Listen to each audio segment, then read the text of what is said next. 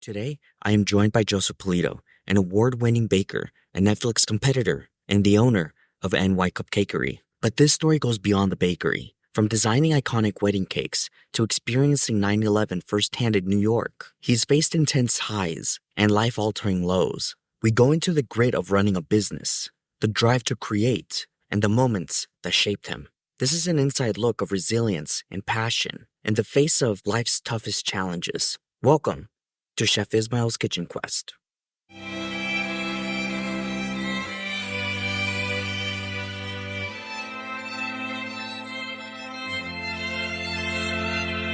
Well, Joey, thank you so much for joining me today. It's honestly a real honor because you have accomplished so much in your career in terms of what you have done from the moment I've seen you versus, up until today.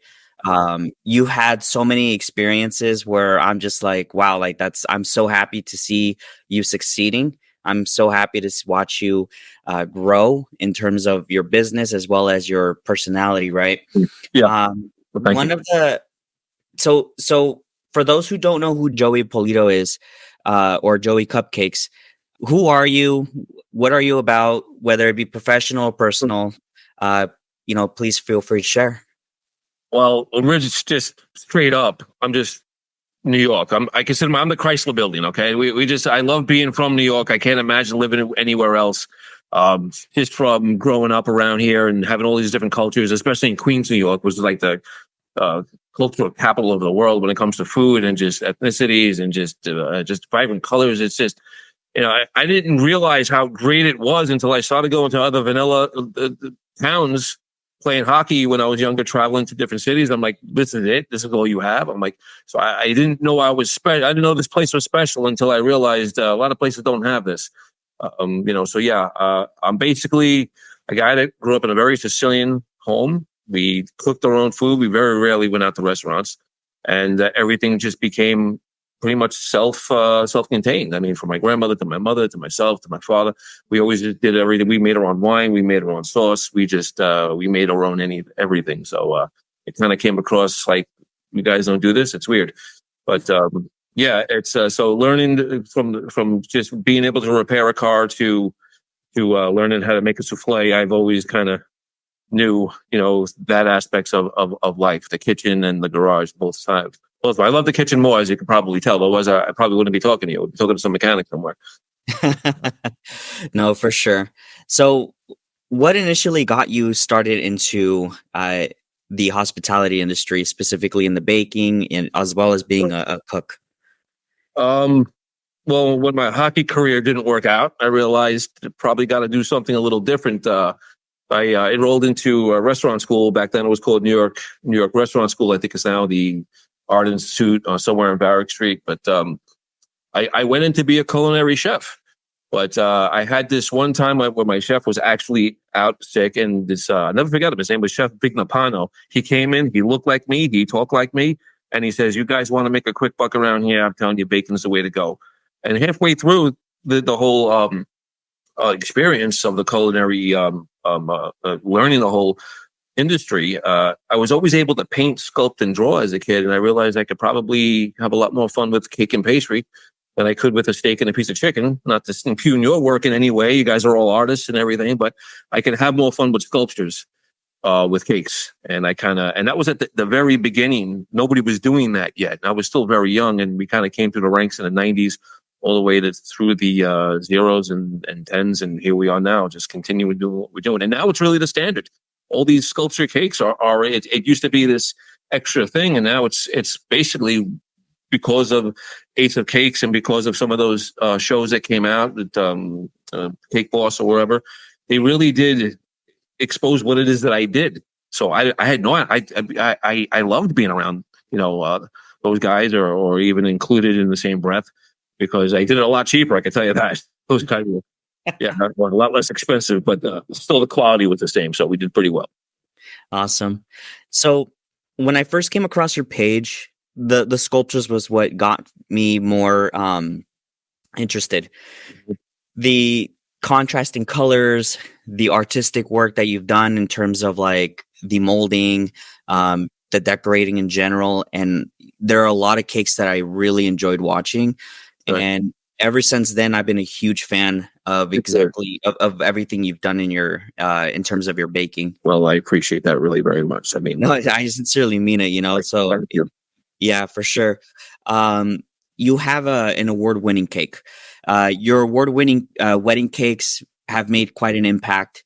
What goes into creating a cake that stands out in both taste and design? Is there one that holds a special place in your heart? You know, it's kind of, I get this question a lot, and I don't know if there's anything that I love more than the other. But what it really comes down to is getting to know the client or the guest of honor. Let's say you said wedding cake, so let's keep it at wedding cake. Let's go to the bride, let's go to the groom, and find out what they're about. A lot of them don't even know. They'll show me a bunch of pictures that have some floral design, some spotted here and there, and I'm just saying, well, what are you about? What's going on there? And then let me just see what your dress may look like, and so we can recreate it just where the bows or some buttons may go up, or it's lace, and then they start to think a little bit more, and then they start to overthink it. So you just kind of got to catch them from here to here and catch them in the middle and say, okay, this is what you're showing me. This is what I can do. Let's have fun doing it. And then we talk about like the decoration part. I'm like, hey, you know what? It's a real fun part. We could talk flavors now. You got 3-4 different cakes. We can do 3-4 different flavors. We could bang this out and have some fun with this. Something that reminds you of your childhood, I'll say to the bride or the groom. One that reminds you of something that you love now, something that you love together, that you may have shared a dessert somewhere at some restaurant at some point of you guys dating or being engaged or just your entire life together when you met, something that reminds you of the moment that you met. So it almost becomes like this graduation of their history.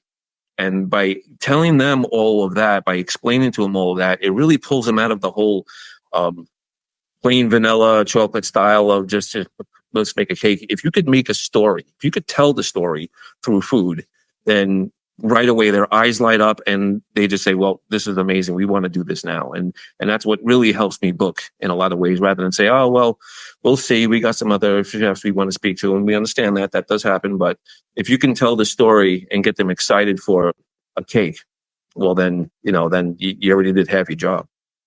Wow. Honestly, I never really thought about that, because when it comes down to cake, you're right. Like, we are more geared towards the chocolate, the vanilla.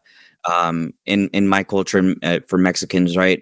We love tres leches. Oh yeah, yeah. And so to me, like, tres leches, I guess if I were to ask you to make me a cake, it would have to be that one, because it's a childhood cake for me. It's been something that I've always enjoyed, and my kids enjoy it as well. Right. And so, but you personalizing it for that, for your clients, it goes above and beyond than what a regular cake artist does, or even, in my personal opinion, I have never seen that. And I've worked with multiple cake artists as well. So usually we have a book that's already like template, you choose out of these, we already go from there. But that's pretty cool that you go above and beyond when it comes down to that. So yeah, I mean, I don't want to interrupt you, but yeah. I mean, that's when you get people excited for their day, because you got to also remember too, and when you go to a wedding catering facility or any restaurant, for example, the last thing that they have is that dessert and coffee. You kind of want an exclamation point. You could have a great meal, a great appetizer, a great pasta course, a great salad course, a great a main course, a great entree, a great bottle of wine, and then have a crap dessert. And that'll kind of take away everything. Well, everything was great, but they're leaving with that sour taste in their mouth. Maybe it wasn't what they expected. You got to kick them in the face on that last course, in my opinion. Just let them see it. Okay, because anyone can decorate. Now, I got a lot of interns that would come to me, and I don't really accept as much as I probably should, because most of them these days, they see all these great cakes. And I'm like, well, show me how to decorate a cake. I'm like, oh, let's start working some recipes. We'll start doing some mixes. And they go right away to no, I don't want to learn that part. I just want to learn how to decorate the cake. I'm like, well, that's not what we do. You want to be a pastry chef, or you want to be a cake designer?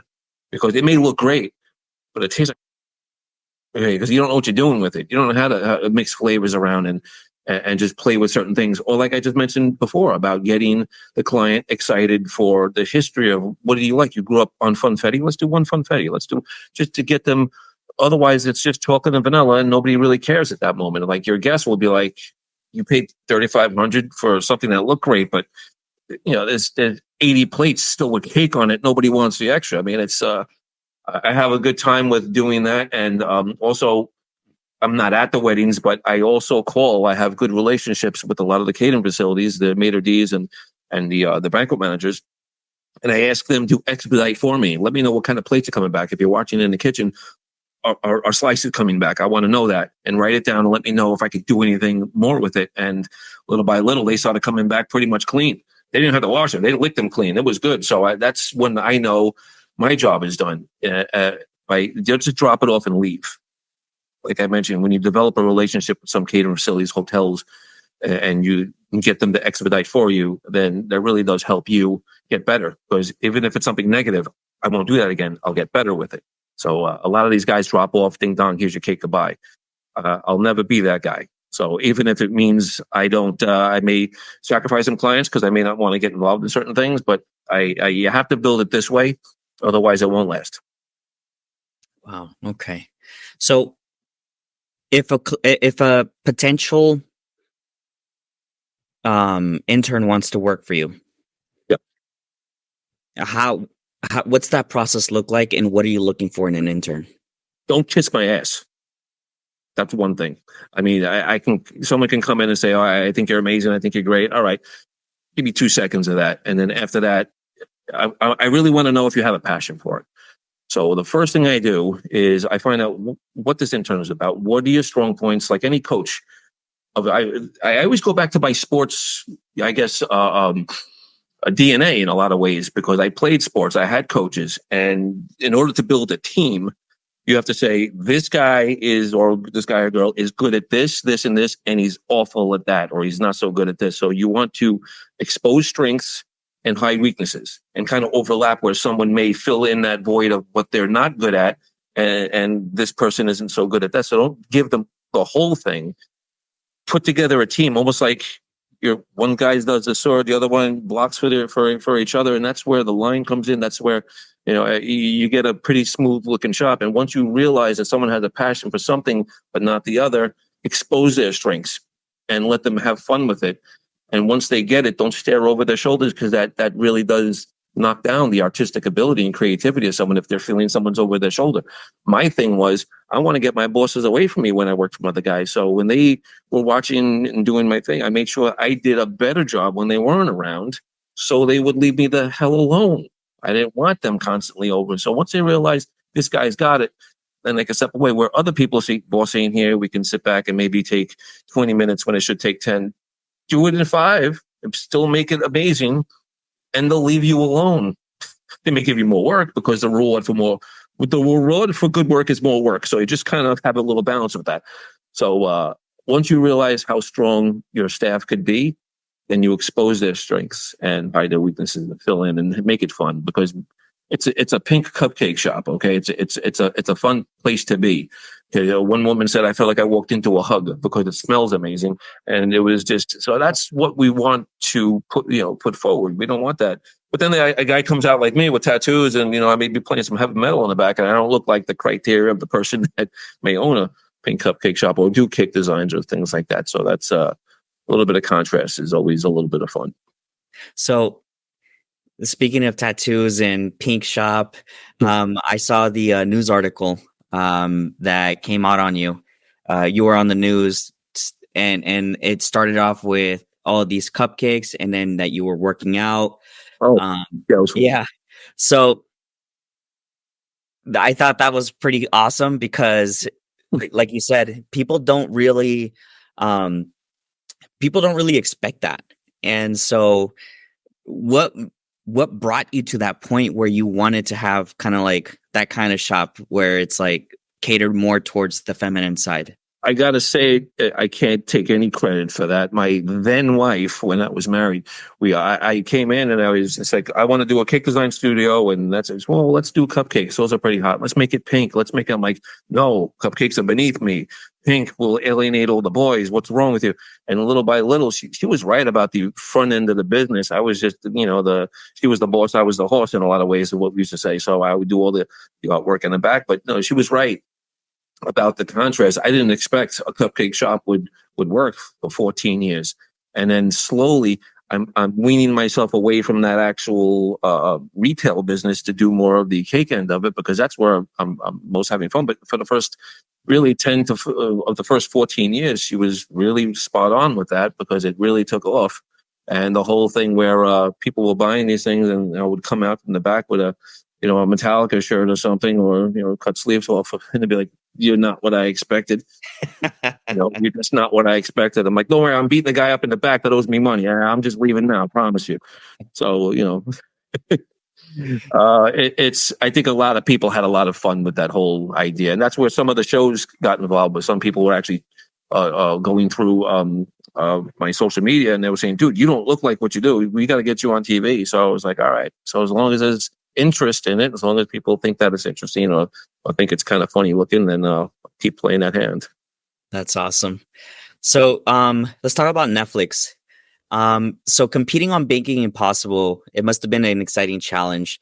How did that experience push your creative limits, and how did that teach? And what did it teach you about yourself as both a baker and a business owner? Okay, what it did was it made me open up my book and realize I'm a pastry chef. And for many years, I put myself into this cake designer aspect of it, and I got away. But what they called for was to do a cake that, with the engineer got involved and did the mechanical end of it, but the cake people had to come up with a plate of dessert. So I'm like, I haven't done this in years, but I had to go through my old books again and figure a few things out, and I immediately had fun with it. Just quick sautés, quick sauces. Like I mentioned, some souffles, or just playing with certain things that kind of tie into the design of what we were trying to produce that day. And it reminded me, as soon as I went back to the shop, I said, "This is what I'm going to do. You guys are going to handle the business of the everyday aspect, and I'm going back to being a chef again," because I do have some clients in and around the Queens area that I offer their plated desserts, a tuile with a particular dessert, whether we call it individual rather than cake wedge, and the sauce. And I train their staff on how to plate them, and I just basically deliver things like that. So I work for restaurants that don't keep pastry chefs on staff, and I built up that clientele. But what happened as soon as the show was over and I went back to work, I did like 1 week of that, and I immediately went back into being a cake designer. So it was just, I didn't have that discipline to stay, because I loved that part, the cake part of it, and it got real busy.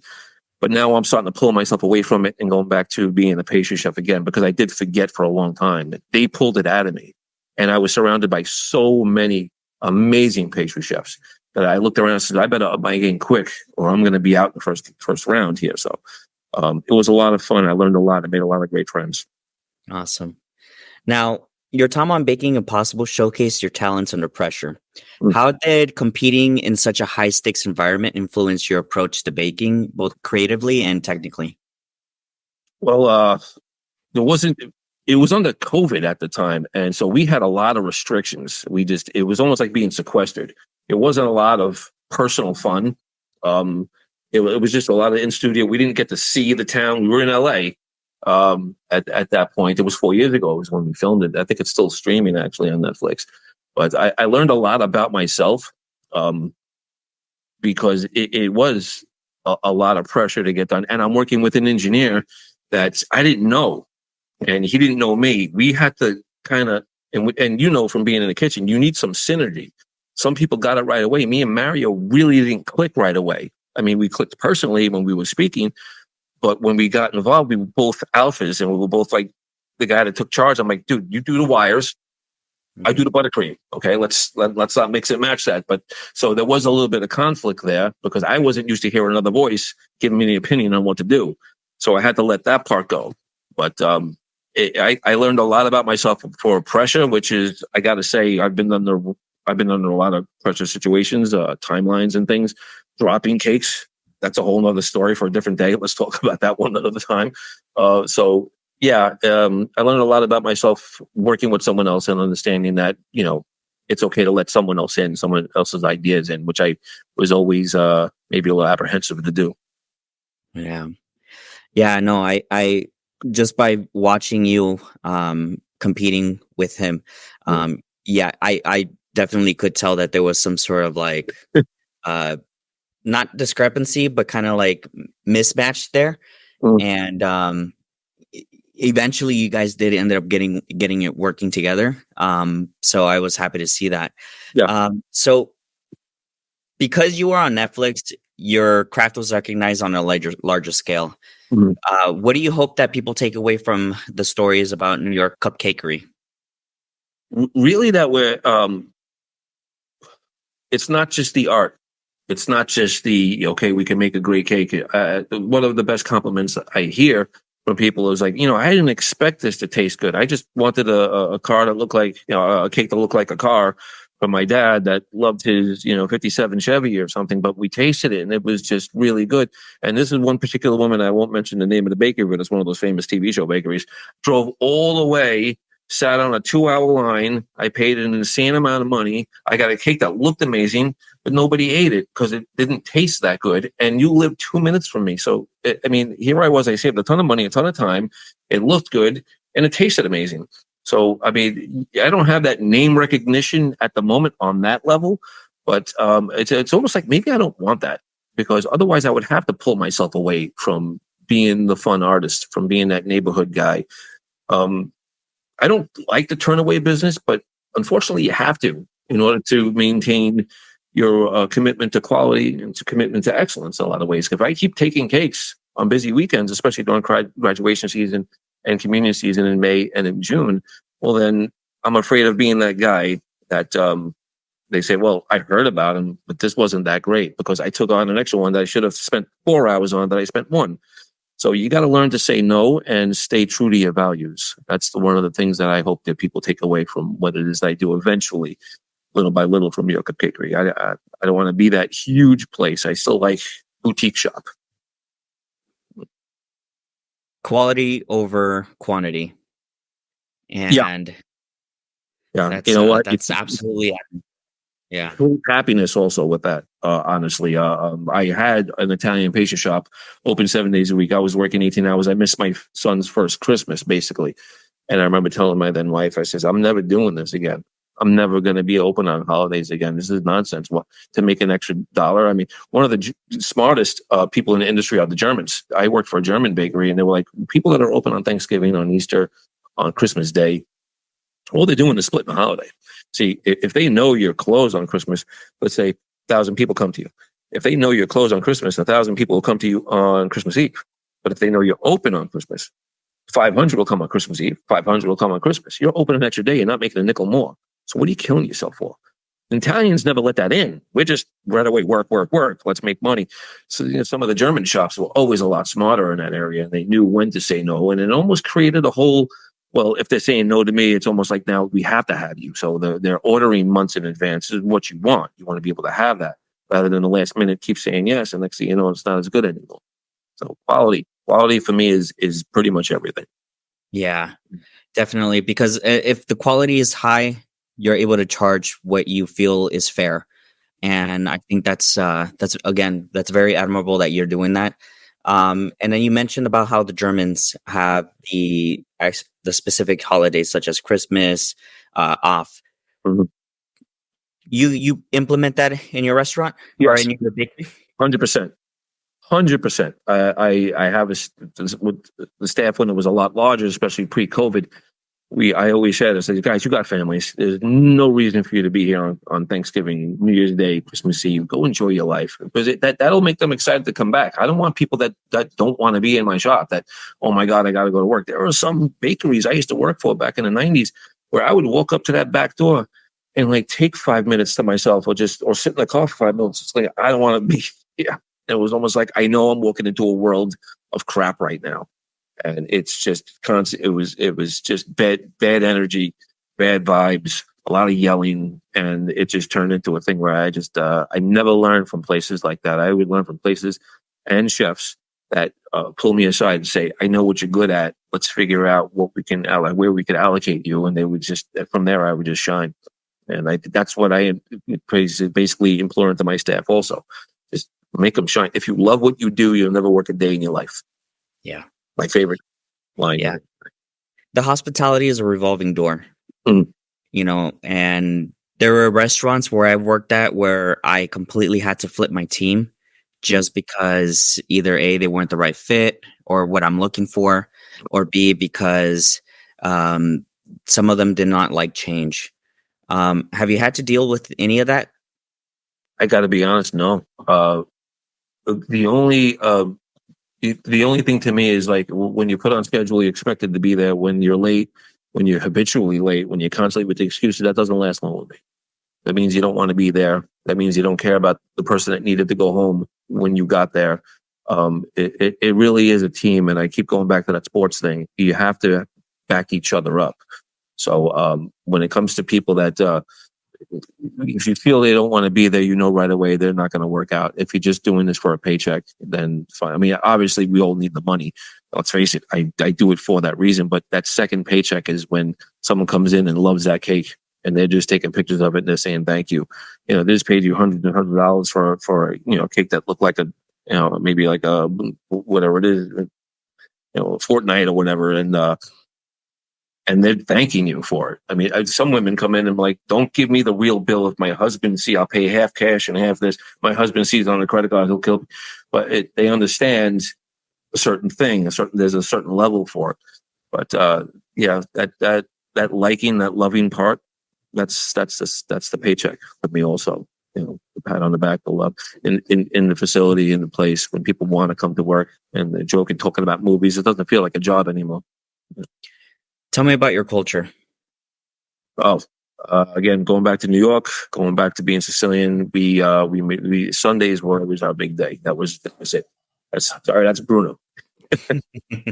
Sunday is always our big day.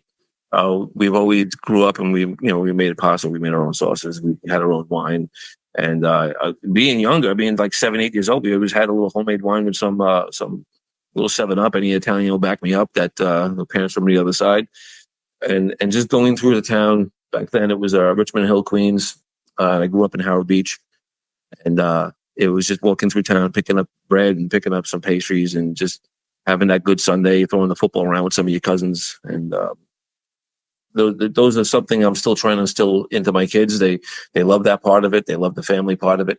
So yeah, as far as culture goes, that has 99.9% of my motivation. To completely, and again, I love everyone's culture. I celebrate everyone's culture, and I love my area here in Queens. We have all of that. You can go to Astoria and not hear English. You'll hear everything else. You'll hear Spanish. You'll hear Italian. You'll hear Greek. You'll hear Arabic. You'll hear all these great cultures and all the smells from just food carts to just which street food to me is just you being Mexican, right? I mean, street food is just every Coney Island. That's a great place just to walk around and get some street corn or some paragua. If you know, that's a Caribbean thing with those ices in the summertime. Oh man, it's just it's I couldn't imagine growing up anywhere else, and I'm blessed to be here still. So this the culture in New York when I visited, it felt like nothing I've ever felt before. Everybody was very. I thought they were going to be rude. And I felt the same way about France, honestly. But France, everyone loved me. I don't know. I had a good time in France. So, I was a part of France, but no, I never had an issue. Nobody was rude to me in New York. And then the atmosphere was huge for me because it didn't feel like LA. It didn't feel like San Francisco. It felt like in New York, everybody is together. They're one, and they take pride in being New Yorkans. True. So, and I felt that coming out of state, I completely felt that. Don't get me wrong, though. We do hate each other here. I can tell you that because you got to remember we have 2 teams in every sport. It's Islanders, Rangers, Jets, Giants, Mets, Yankees. So we do have that. We like constantly at each other's throats. But when an outsider comes in and says, New York sucks, we all combine together. I'm like, who the hell are you to talk about New York? So no, we quell that right away. We nip that in the bud. But neighborhoods have their own feel to it too. We have our own dialects. We have our own things, what we call, like some people, we say fire hydrant. Some people say Johnny Pump. Different parts of New York say certain things. Different generations speak different languages. I don't know what my kids are saying anymore. I'll be honest with you. I mean, they're talking to me in certain hieroglyphics. They're texting me. I don't understand the word they're saying. But it's again, just New York here. I mean, I love the pizza. I could tell you all the little shops where to get the best burger, where to get the best. I love that part of it, and especially downtown Little Italy, Lower East Side, uh, Chinatown. I mean, where else are you going to get a pork bun at 2 a.m? You know, I mean, that's just it hits you at a certain time. Coming out years ago when I was hitting clubs and everything, there's a place called Woolhops. We used to go 6 a.m, and the Chinese food place was packed at 6 a.m. You know, we're eating, Kung Pao chicken. It's 6 a.m, but it was packed. That's the kind of, I can't imagine anywhere else. They roll up the sidewalks 8 p.m. I wouldn't be able to survive in a town like that, because I would be sitting somewhere in my home and be like, you know what, I really need that gelato from Mio, and I would drive over, and at 2 a.m, they're still open. Nobody really does that. I mean, I've been to San Diego. It's, first of all, they're really nice in San Diego. I don't want to complain. But they're very nice in San Diego. It's almost like, hey, how you doing? I'm like, who the hell are you? Leave me alone. What are you writing a book? But at 9 p.m, everything's shut down. I was like, I was going out at 9 p.m. I'm like, ready to hit a restaurant. But that's the part of New York that a lot of people, when they come here, I don't know if they get right away, but we do have a vibe to us. Just walk fast, okay? Don't stop and take a picture in the middle of the road, especially between the hours of 3 to 6. You know, you don't want to be standing around on the sidewalks in front of Macy's, or anything. But we move pretty quick, and we're probably pretty rude when we got to get somewhere. But other than that, we're chill. Yeah, I caught on to that real quick. So I want to, this is going to be kind of a long question, okay? But I want to get into 9/11. So as soon as someone who experienced 9/11 firsthand, how did that affect your perspective on life and your work in the culinary world? How has it influenced your approach to the hospitality and connecting with others? Well, I was 29 at the time, and I was working in a place called the Garden City Hotel, and we had this pastry shop, and it was a Tuesday, so it wasn't a crazy busy. I was just going through my BEOs, seeing what the weekend was involved in, and just going through, and someone came down and just said, hey, a plane just crashed into the World Trade Center. And we all just assumed there was some, Cessna plane that lost, a little bit of power or whatever. And then little by little, it grew into another plane hit and their commercial liners. So at that point, I found a TV. I ran, because the pastry shop was we called it the dungeon. It was in the basement. So I ran up to where we got some reception, because no cell phones work at that. If you remember, I don't know if you know, but all the cell phone towers were down. Not one call can go through. Mm-hmm. So I ran upstairs to check with security, and they had a TV monitor. And at that point, they said the South Tower just went down.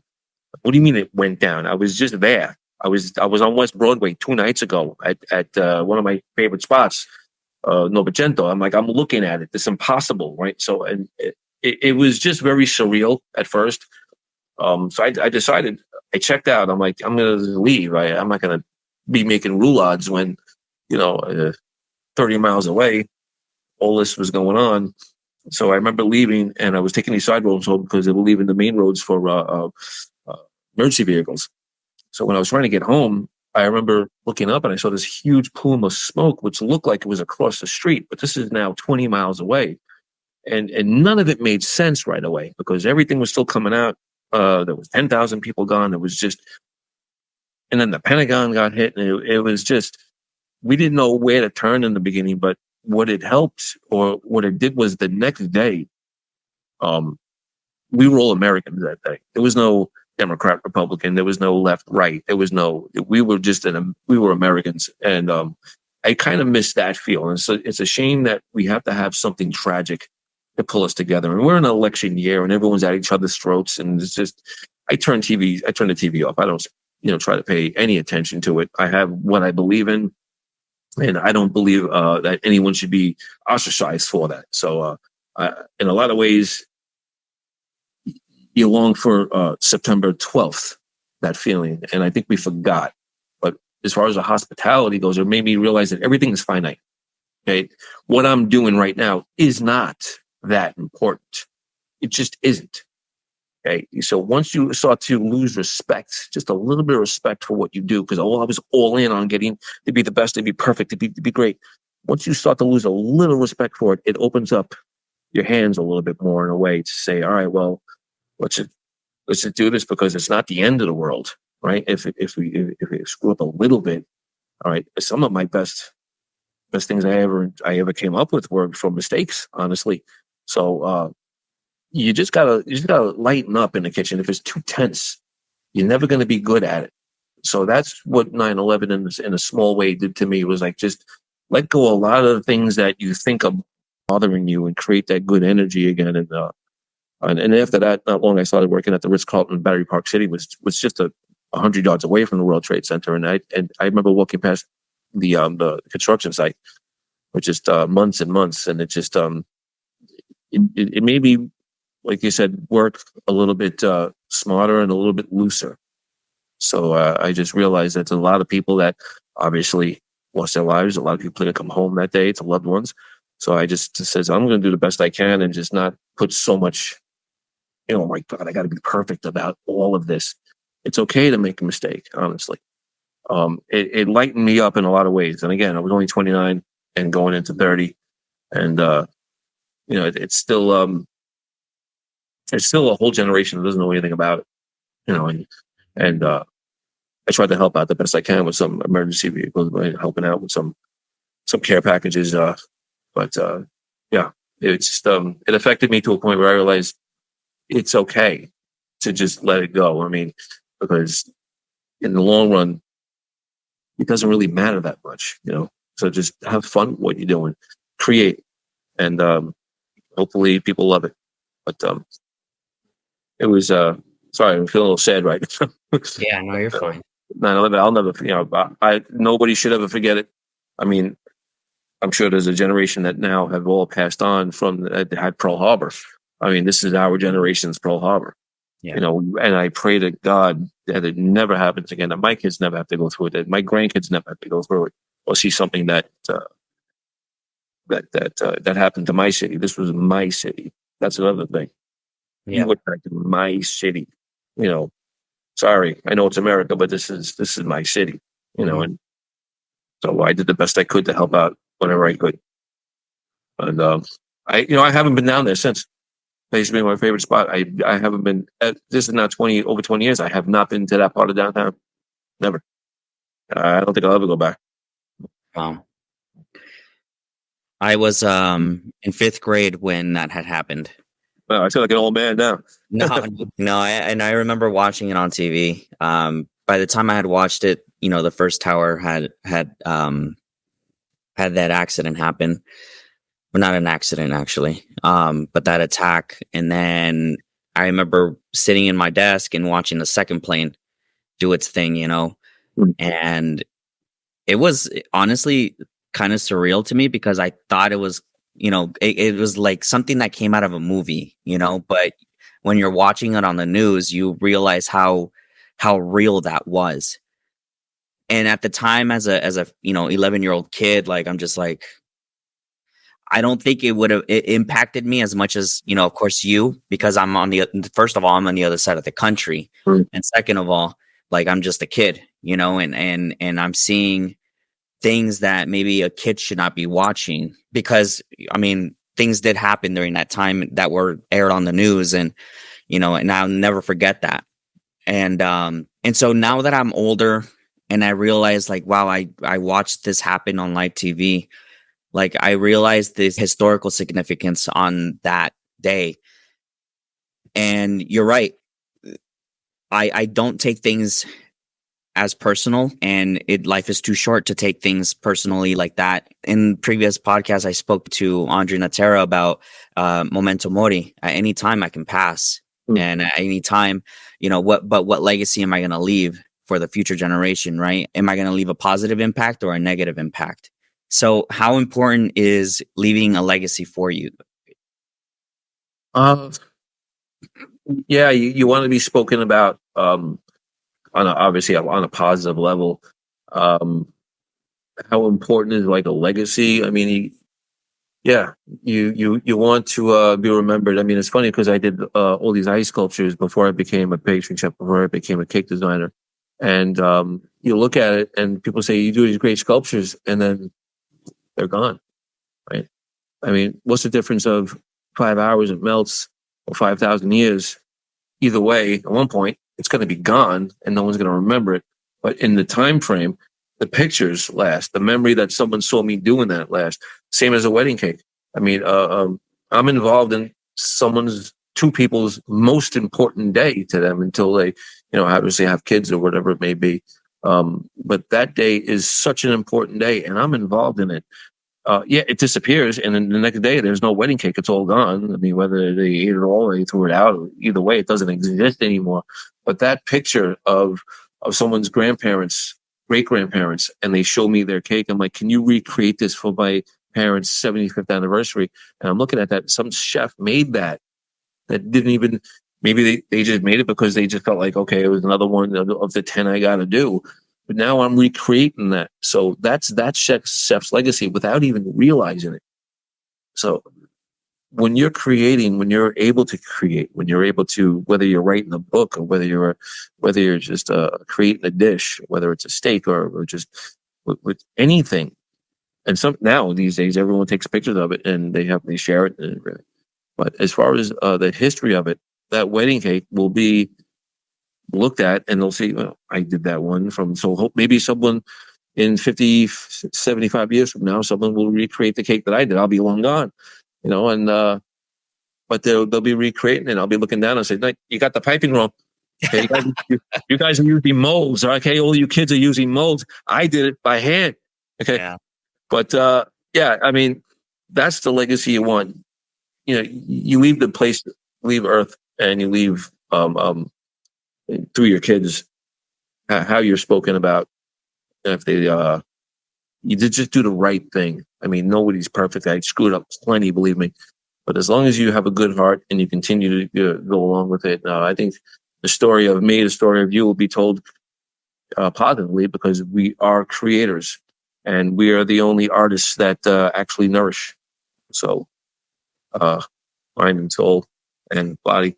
And so, I hope people remember us well as guys that really took the time out. And while everyone else was partying on weekends, we were in a hot kitchen, so it's because we loved it. It's not because we love the hot kitchen. On weekends, I'm not going to Vegas with my friends. Wait a minute. You really do got to love what you do. And I tell people that if you don't love it, get out now.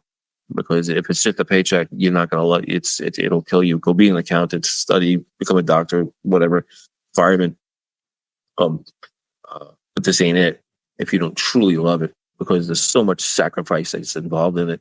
Some relationships fall apart because of it in a lot of ways. I guess part of my own, with my divorce, but it's a good one though. It's it's not a bad one, but it just took a lot of time. It took a lot of toll. And, I truly love what I'm doing. I can't express that enough. I love what I do. You've achieved so much in your career. What continues to inspire you every day in the kitchen? And what advice would you give those who are starting out in the industry? Let's start with your second question first. What advice I would give to anyone that started out in the industry is again, to the passion of it. You make sure this is really what you want to do. It's almost like getting a tattoo. Is this really what you want on your body? Because you can quit at any time, but you'll always think about it. You'll always, 20 years will go by. I'm like, I could have been who knows if I stayed with it, what kind of restaurant I could have had, what kind of chef I could have been. Who knows if I would travel in the world. You put your time and mind aside. And if this is something that you truly want to do, then, you got to remember, it's really not a job. It's a passion. So if you have that, if you have the artistic ability and you have, the wherewithal, and that you can get through certain times that are going to be some rough patches financially and personally, then stick with it.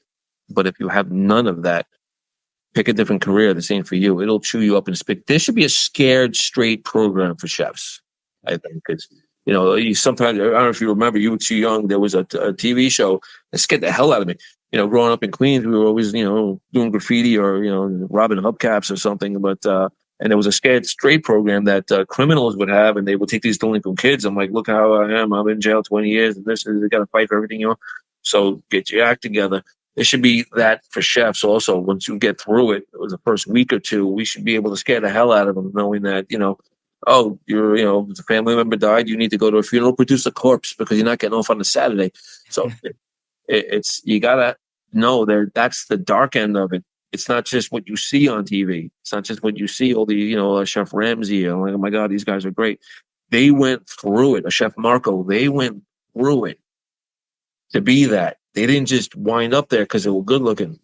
They're actually very good at it, and they worked in the dungeons, and they got probably spit on, and they didn't know how to pay their rent at some point.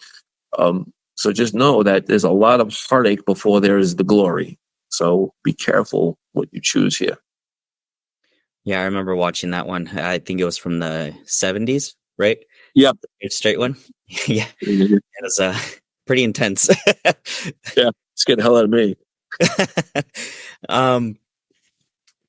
So you've been in the industry for a very, very long time. Technology continues to improve. What are your opinions on AI? I just think Terminator is going to take over, and we're going to wind up in some nuclear war or something. I am the last person in the world that likes anything about technology. I'm a hands guy. I can draw, I can sculpt, I can paint. I'm going to keep hammering that point. Anything that comes through just molds and scans and all these other things that AI, or I don't know a lot about it because I know I'm able to do what I do. But when it comes to the kitchen and people are coming to you, it takes the art away. Yeah, okay, so you're shaving time down. It doesn't look the same as handmade. It doesn't look. I mean, I could probably Photoshop a picture of the Mona Lisa, but where's the masterpiece? It's in France, not the one you're putting on some T-shirt.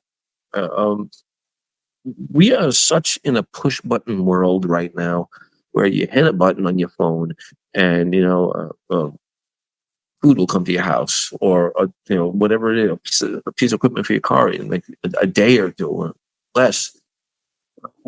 We forgot the value of time, what it takes to put into it. I mean, even the gym. I mean, they're I don't know, from steroids to. I mean, it takes time to build a certain thing, to lose certain weight. It was Ozempic. Everything's a shortcut. It's almost scary because how do you respect something when it's all the time?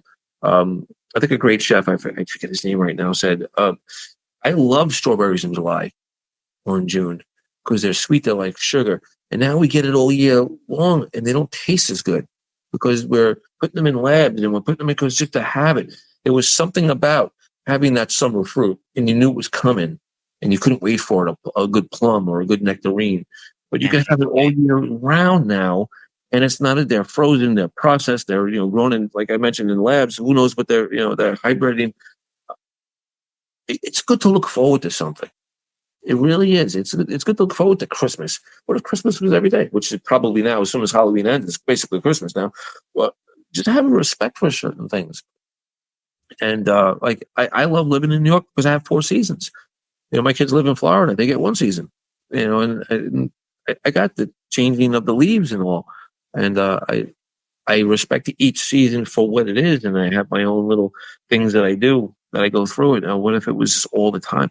I don't like all the time. I want to wait for something. It takes the love out of things, when it's all the time. When something's easy, anyone can write a book. You hit a button, and it just AI just writes a book for you. Just give it a subject.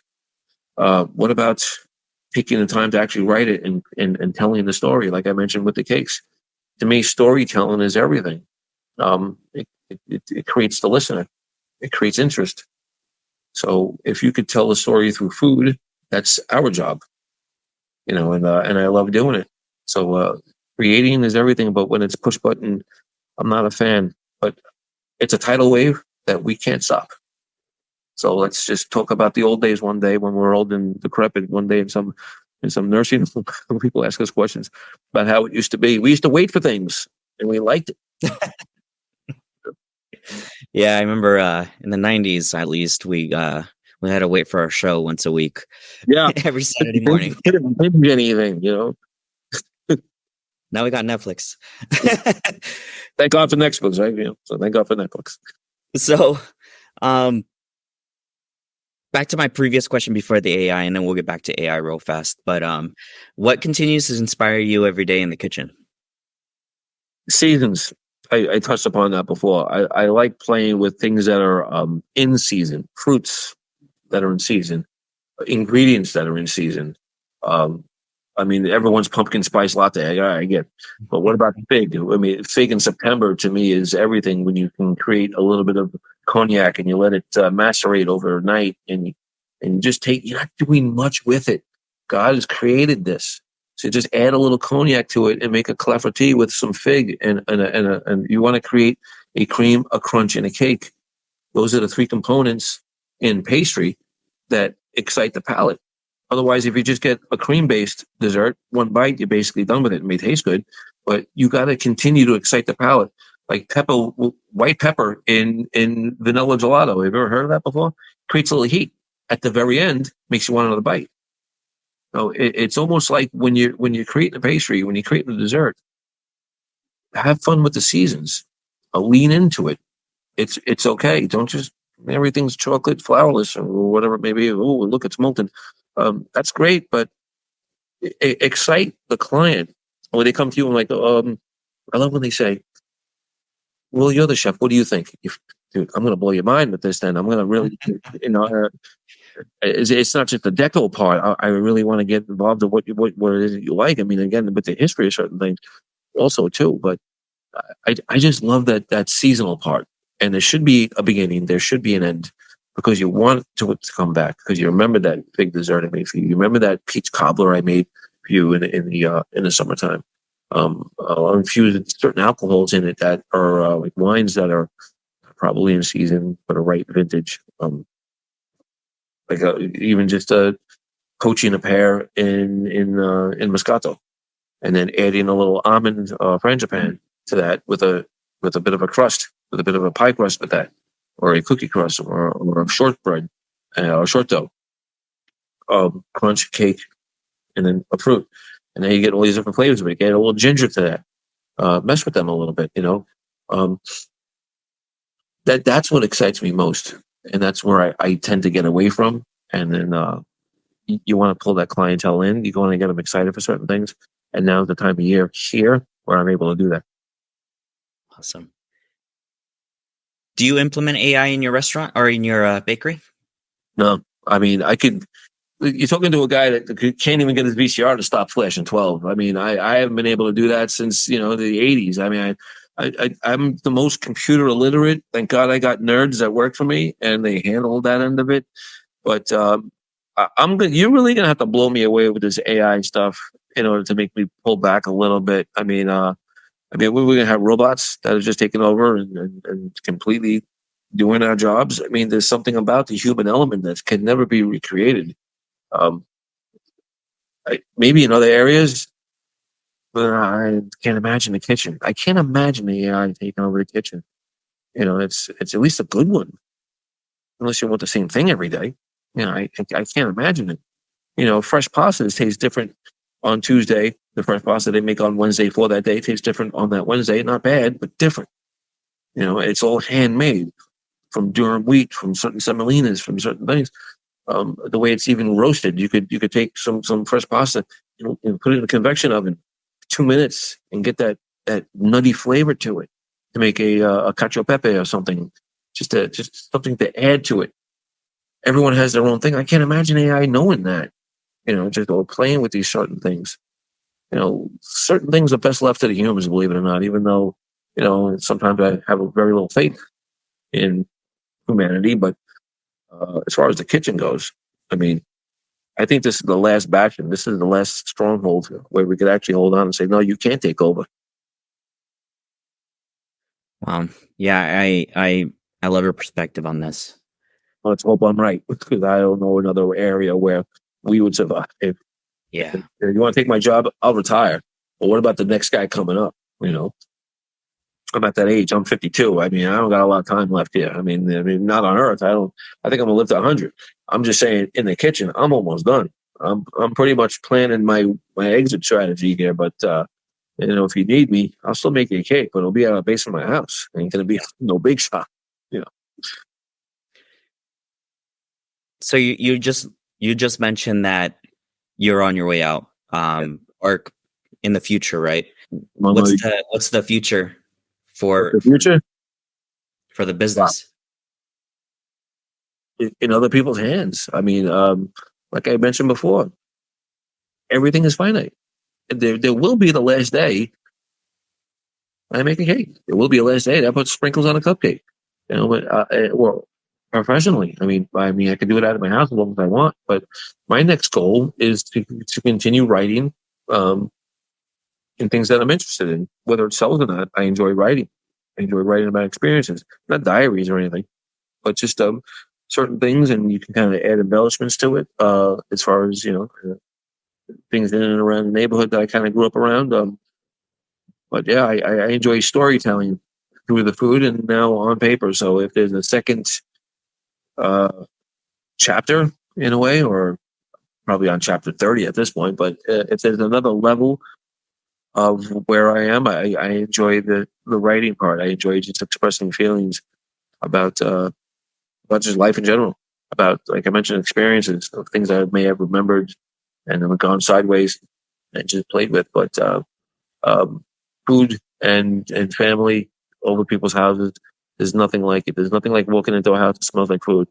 And my kids, they love that soup smell, in the wintertime. And they're from Florida now, so they very rarely get that moment of 35-degree weather. And when they come here for Thanksgiving, they're looking forward to that. They know I'm going to handle it. I got Thanksgiving on lockdown, so uh, that's something that I'm already planning for. I'm looking forward to it. Um, but if there's a second or third, or like I mentioned, 100th level, it's always express yourself. Just constantly express yourself. Right now, it's through food, and there will be a last day. Don't know when it's going to be, but after that, it could be through painting. It could be through, just like I mentioned, writing. Um, the expression never dies. It just takes a different form. So right now, it's food, and I still love what I do. So I don't think I'll ever stop loving it. I'll have to be pulled from this. But yeah, always, constantly express. Move forward.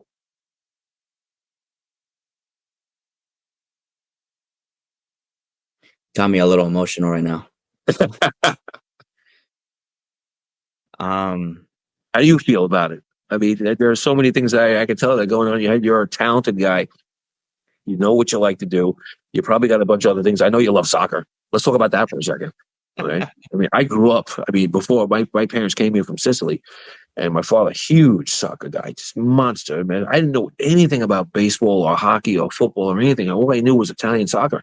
So growing up, it was just the Azzurri. It was just he only expressed to me later in life that he was a Roma AC. He was a Roma fan, and I grew up loving. I First of all, I grew up loving Diego Maradona. That was my idol growing up. And the only two times I ever rooted for Napoli was in '87 and '88. But that '86 World Cup against England, oh my God, it blew my mind. First of all, I hand the God goal, okay, whatever. But when he just completely shredded from the center circle, went around the entire defense, and just it's the greatest goal I've ever seen. And I know everyone's talking Messi or Pele or whoever it may be, one the greatest of all time. The greatest of all time, the GOAT, is Diego Maradona, hands down. So, and again, going back to Italy, I remember when they played United States in the World Cup. They were in the same pool in 2006. I remember thinking, like, who am I going to? Like, where's my heart on this one? Because I'm an American. I grew up watching Italian soccer. As soon as the game started, from the first whistle, the United States might as well have been the old Soviet Union. Honestly, in my head, I was all in Italy, and I just and that was the only game that we tied. That was the only game that Italy tied, and we went on to continue to win. Thank God we won the World Cup. Greatest game I ever seen was against Germany on the 4th of July. So it was pretty sick. But soccer was a huge component of my life. Sports in general.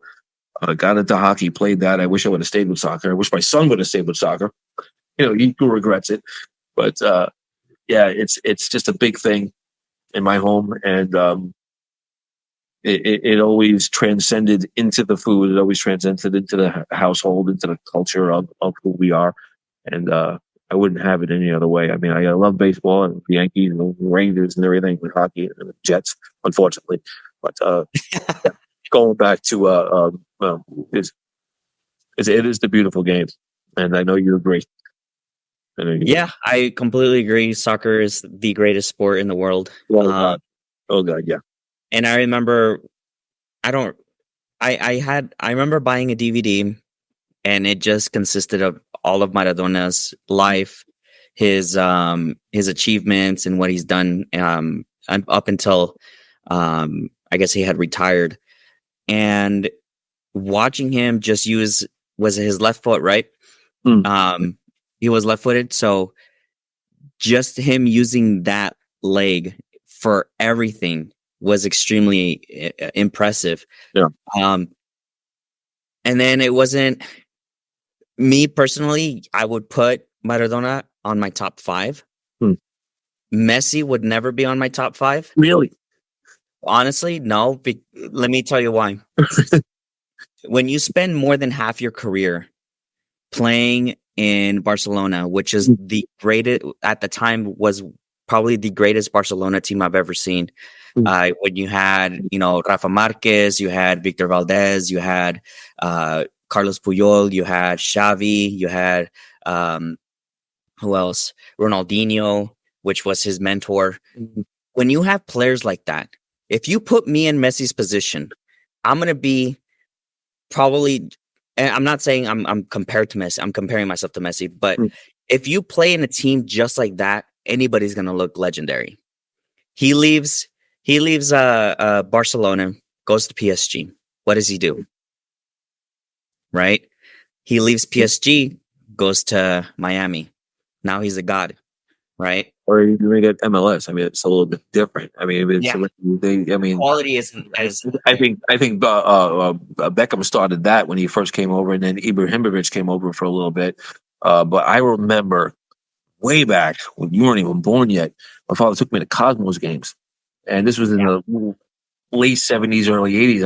I was like 5 and 6 years old, and you would go to those Cosmos games, and it was Pele, it was Giorgio Canaglia. We had all these. It was obviously all of the. Shep Messing was the goalie at the time from Germany. I think. Pretty sure. My God, it was just. Boris Becker, not a Boris Becker. He was a tennis player. What am I thinking of? The German player. I can't think right now. I had too much of the bourbon. Beckenbauer. Was it Beckenbauer? Anyway, it was just an entire all-star team of guys, and Giant Stadium at the time, 80,000 people, packed to the gills, but they wouldn't get the TV contract because it was a summer sport, and baseball charged too much. Major League Baseball charged too much of a territorial fees. It's the only reason why they went out, not because of popularity. It was all everyone from everywhere else. New York is basically Europe. So we supported that team, and then one day it was gone, and it made no sense. And I remember from my father, really had this vendetta against baseball. I'm like, there's the only reason why soccer, because baseball charges too much. I'm like, I agree, but it could have been a bigger thing a lot earlier. But as far as Messi goes, I think there was so much pressure on him, especially during the Copa America when they lost to, I think it was Costa Rica. I think in the final, it was in actually Giant Stadium or the Meadowlands at the time. And he just airballed it. It was just, and then he retired. I'm retired from international play for a long time, and then he obviously came back. Yeah, I think where he ended up, obviously winning the World Cup. I think it salvaged that GOAT career. I don't think he's the greatest of all time.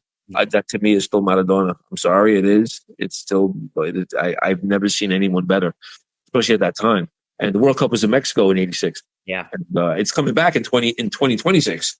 Where it's going to be in partly Mexico, part Canada, part some parts in the United States, mostly in the United States actually. Yeah, I think Mexico City is part one of those. Yes, we have 3 stadiums in Mexico, which is Estadio Akron and that's something I am not missing, because when we played here in '94, it was in the United States in '94, and Italy played in the Meadowlands, which isn't too far away from me. I think it was twice. They lost to Ireland, which I couldn't believe.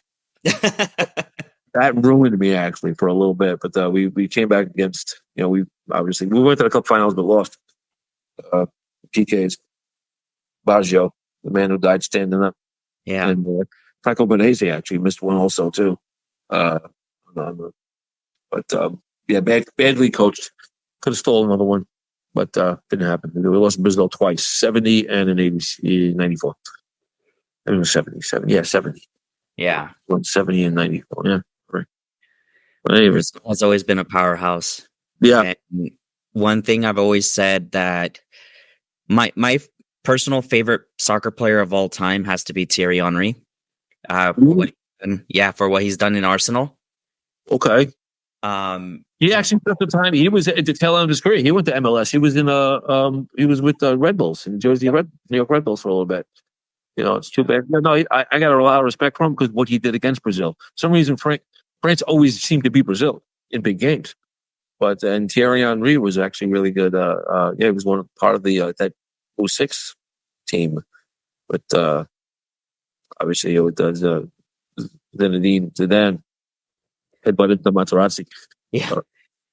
Yeah, no, Thierry Henry has to be my number one player personally, but I think the greatest of all time, in my opinion, has to be Ronaldinho because of the play style he's had. If the free kicks, the technicality, the intuition when it comes down to playing, he was a playmaker. Enjoyed the game. He respected the game. Any team he went to, he got better. excelled. Yeah, I think the team you can always tell a great player by when he goes to a certain team and they get better. The entire team gets better. You know, and they're taking a bunch of guys that are role players, and all of a sudden now they're amazing. So to me, the GOATs are the ones that make the team better, and not just the guys that are out there for stats or certain things. So yeah, I agree with you on that. So that's why my argument on Messi, you know, he goes into PSG. What did he really do? You know, yeah, he did okay, but who was the real star in that team? You know, we still have Kylian Mbappe in that team, who was, you know, at the time just as big as a star as Messi. And Messi didn't really score too many goals in France. And so, you know, now that he's in the MLS and they're bringing, now I'm seeing the old Barcelona come back to, you know, Miami. And so again, you know, of course he's going to shine because not only does he have his old teammates that he's been playing more than half his career back in there, but also, you know, the quality of the league isn't up to par to what France or to what England or even in let's say South American nations such as Argentina, right? Where they have a very high standard of play. Me personally, I would have loved to see him in Boca, honestly, in juniors, because to finish off your career in a team that is so historic. Not Santiago? Huh? Not Santiago? No. Because, I mean, Boca Juniors had, you know, again, you have like a legend such as Maradona who played in that team. Like, why not finish your career where... I was thinking about Brazil. I'm sorry, but yeah, I went to Santiago. I was thinking about Brazil. You're right. So yeah, with Boca or River Plate possibly. Yeah, River Plate. Yep. The scene. I think him finishing off his career there and winning a title in his own nation would, in my honest opinion, would solidify his. I guess, and again, I'm not speaking in position of authority, but he would probably numbers. It's going to be worth $1 billion. I think he got partial ownership of the actual team in Miami at this point. You know, so it came down to numbers.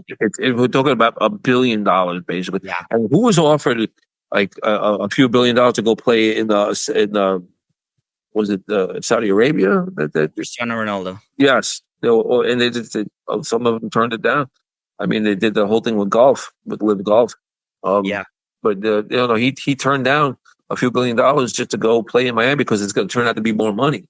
But at the end of the career, to have it see maybe be a money grab rather than certain talents. But he brought a lot of life into that area.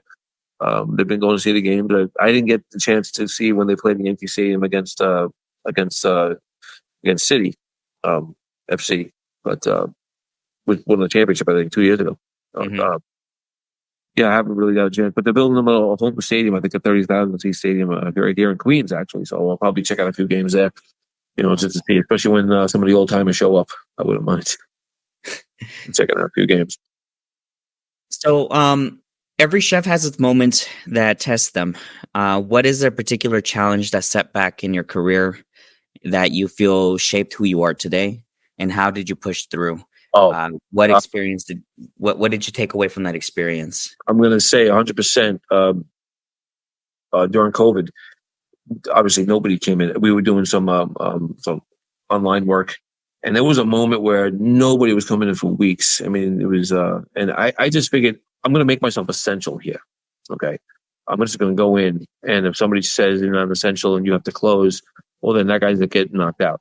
And then they're going to send two guys, and then two guys are going to get knocked out, and they're going to send three guys, and then I'll probably knock out three guys. But if you send five, I'm not beating five guys.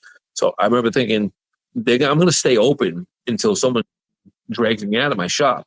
So I was talking to a friend of mine, and this is a very, very well-to-do friend of mine. He has a lot of pizzeria restaurants, owns a lot of real estate, and he's just got involved in a lot of different entrepreneurial areas. And usually when I'm on the phone with him, it takes about 30 seconds and we're done. This guy was on the phone with me for about a half an hour complaining. And this was a guy, like I mentioned, the guy that does very well for himself. And his restaurants were obviously doing poorly because COVID, everything was shut down. Nobody was coming out. And he says, I've been messing around with this do-it-yourself pizza kit. I give them like a box of dough and a jar of sauce and some cheese, and they could make pizza in the house. And next thing you know, I was selling a few of these. I'm like, well, I can do that with cupcakes. So I says, Anthony, thank you. I remember talking to him. I said, I'm going to get on. I remember doing do-it-yourself gingerbread men. So I remember I put together just 12 cupcakes, 6 chocolate, 6 vanilla, with some decorating buttercreams, colors, and some sprinkles, and some chocolate and vanilla bags. And I made a little kit, and I said, I put it out there on social media, and I had some influencers that high followers. I said, can you do me a favor? Can you post this on your thing and say we're here? And then the Newsday heard about it, which was trying to help small businesses, and they were saying like small businesses that are still open doing take-home kits, and they took a picture of it with all the components, little candy pieces. And next thing you know, I was selling 30, 40, 50, 60 cases of this a day. I'll take it home to a point where it saved my business. I was this close to saying, that's it. I'm done. I got to close the doors. No money's coming in. And it was almost like hitting a 3-pointer at the buzzer in a lot of ways. And everyone was calling. The phone was ringing off the hook, and the tablets, whether it's Grubhub, DoorDash, or some of the other escapes my memory right now. I mentioned DoorDash and Grubhub. I think of another one. So it just started to light up, and I called my employees they weren't working, and I said, "Get back to work. I need you." And they came back, and it was just like this sunshine came back. It was like it was filled with air again, and we were just putting boxes out. People were just taking these take-home kits because you had nothing to do with your kids. And I even mentioned, I'm like, well, it's not just for kids. Grab a bottle of wine, hang out with your friends or your family, and just put together, decorate some cupcakes. And that's what really saved it. So that was my dark part. That kind of, you had to think of something, and just a 20-minute phone call with a friend changed that. Otherwise, I probably would have been closed 4 or 5 years ago. Believe it or not, and it saved it. And when it finally ended, people started, getting big cakes again. And but that was that moment where I really thought it was over. So that was my dark part. That's awesome, man. Thanks. All right, so I got a couple fun questions for you. Okay. Top 5 soccer players of all time. Well, one is Diego Maradona. 2 is Diego Maradona. I'm gonna go. I'm gonna go Francesco Totti. I just love the way he played. Beckham, I'm gonna put up there because he played like a Brazilian. He didn't play like an Englishman. He had that Brazilian style to him, and plus he had that old extracurricular activity to him. I like. Listen. Cristiano Ronaldo gets a lot of because he's a good-looking guy, but his set pieces, him and Messi are set pieces. So I'm going to go Messi and Ronaldo after that. So I got the 1, 2, 3, 4, 5. I think I said right. Am I enough in there?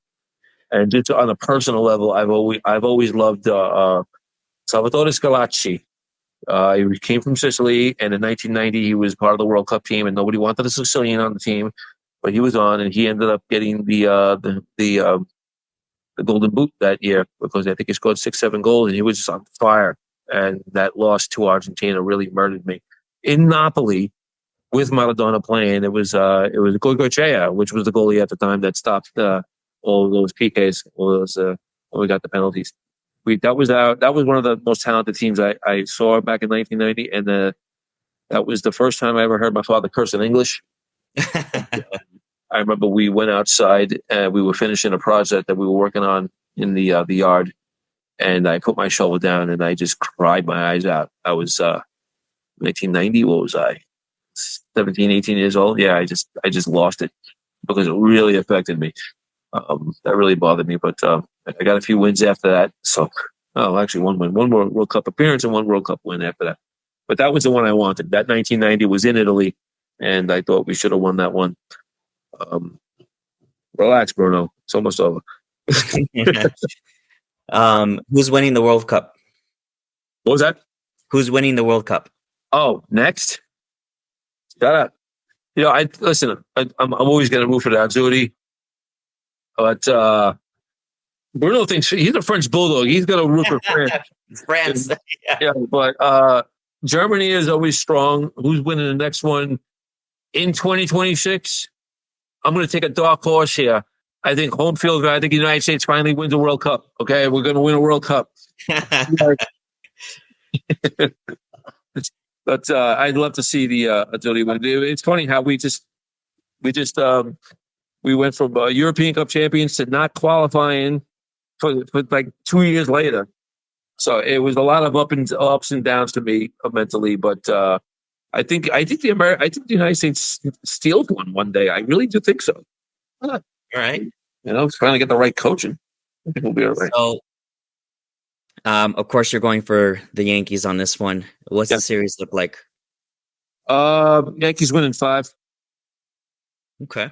Yankees winning 5. We split 2 games in LA, and I think we sweep them at home. So we're going to win in 5. That's all. All right. Everyone's saying a 7-game series. I think game 1's really important because I just think that game 1 on the road is very important. So if we get this one tonight, I think we'll be all right. But I still say Yankees in 5. I just think we're all the cylinders are firing up at the right moment, and I think the Mets really exposed a lot of the pitching staff on. I think they scored a lot of runs, especially in those 2 wins. But it's topsy. It was like one game was 10-0, the next game was 6-0 the other way. It was just you couldn't really judge it. But it comes down to pitching, and right now the Yankee bullpen looks really good, and we got some good starting pitching, and Soto's hot, and Judge is coming along, and Giancarlo Stanton is just absolutely on a different planet right now. If you can get Jazz Chisholm to kick in a little bit, a few other role players, obviously Gleyber Torres is playing well. He came alive. You get Anthony Volpe. To pick it up a little bit, especially with the batter's box. I think this is I think the Dodgers are going in too confident, and we got some weird celebrations right now. Freddie Freeman's hurt, so I'm going to say Yankees in 5 because I'm a fan. But as a baseball fan, I'll go Yankees in 7. But either way, we win. All right. Any last words for the viewers? For the viewers, I hope you enjoyed the passion that we both have for what it is that we do.